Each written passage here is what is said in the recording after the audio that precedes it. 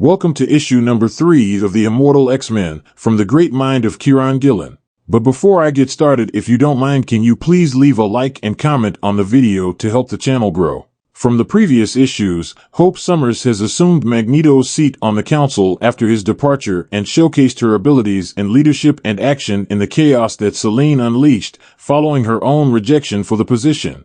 But while some council members, like Exodus, are thrilled at Hope's appointment, others, like Charles, still rankle at it. Plus, as recent events seem to be falling into place for Sinister's mysterious plans, Destiny's visions of the future grow more and more troubling. So as you may have guessed, this issue starts from the perspective of the Precog herself, Destiny, as she foresees everything that will transpire in the years to come. For this issue opens 100 years in the past when a young Irene's mutant abilities first manifest at the worst time. For this 13-year-old girl lost control of a horse she rode, as both visions of the temporal world and all the worlds to come flashed before her eyes. So as a side effect for the gift of seeing future possibilities, the young Irene, unfortunately, had a limited amount of time before she would ultimately end up losing her eyesight. And as for her newfound mutant sight, that too would dim after her first overwhelming flush of precognitive precociousness. So with her eyesight fading and her new visions weakened,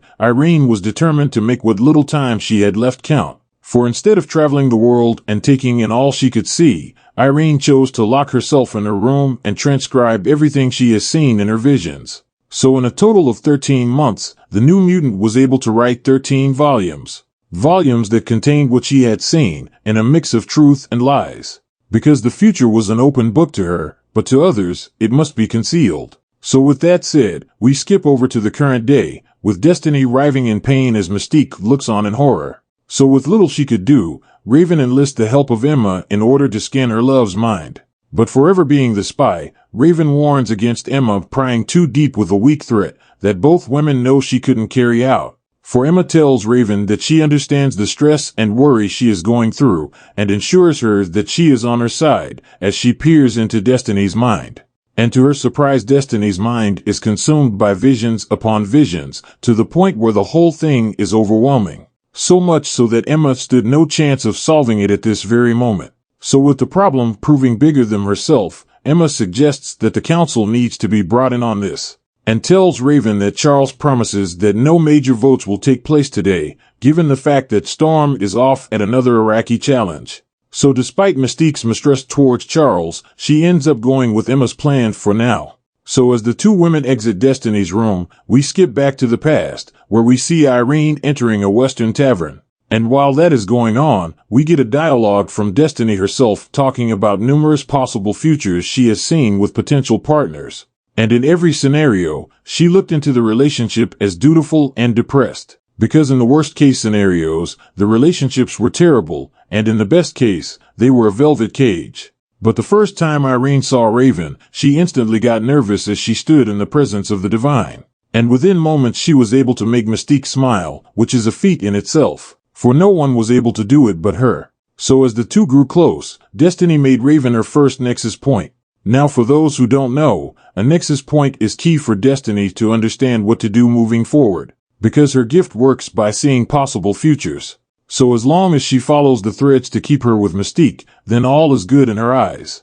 Long story short, her power works off of chaos theory, which is the future stay in flux based on changes made. So as long as you follow the Nexus with a favorable outcome, you can predict the future. Which is sometimes harder to reach than others, because for Destiny to reach her next Nexus point she would have to die. Because Krakoa was the limit to her vision. And based off of what she saw, it was a mutant paradise that offered immortality. But if Destiny was to live, then Moria would have died, which means the island nation would have never formed. So in a leap of fate, Destiny chose the Nexus that best skewed the odds and pushed towards it. Which meant she would die on Muir Island, and hope that she could be saved.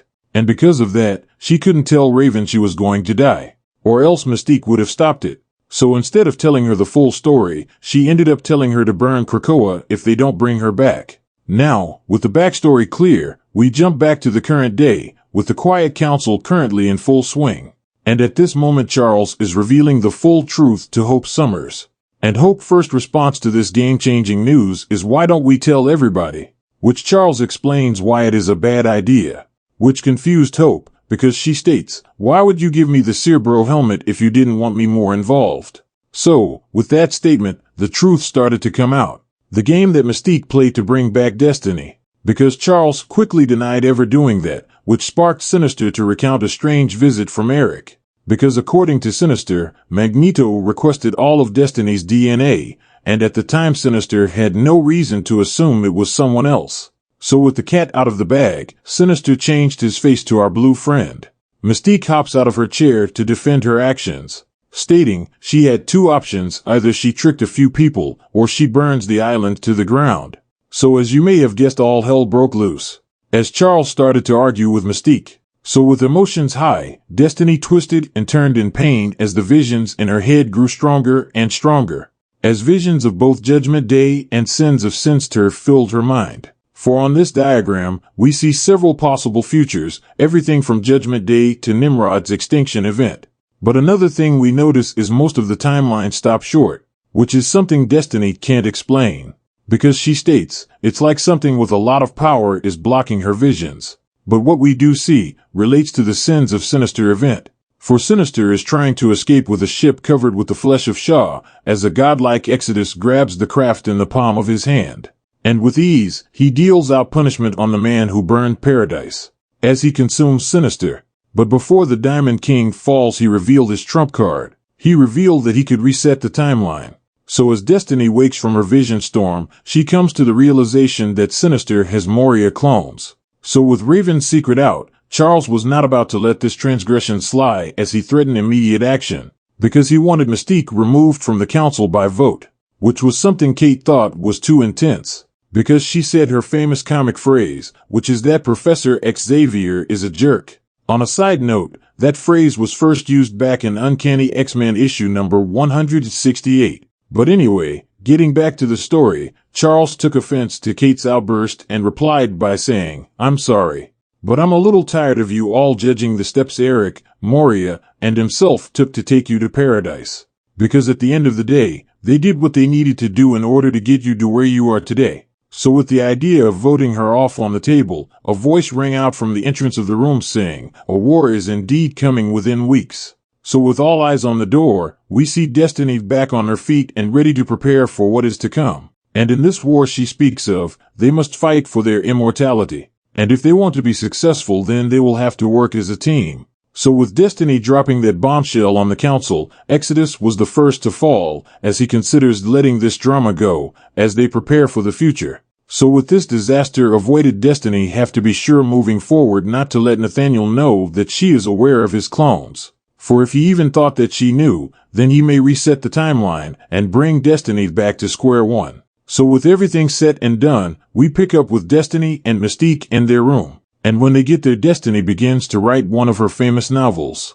And while she is transcribing everything, she tells Raven that she needs to keep the book safe and she should not read it until it is time. For in the future, the time will make itself clear, but for now, it needs to remain safe. And the reason why Raven wasn't allowed to look was because in every possible future, Mystique wasn't there. And according to Destiny, any future without Raven isn't a future that counts. So with that established, this issue of the Immortal X-Men number 3 comes to an end.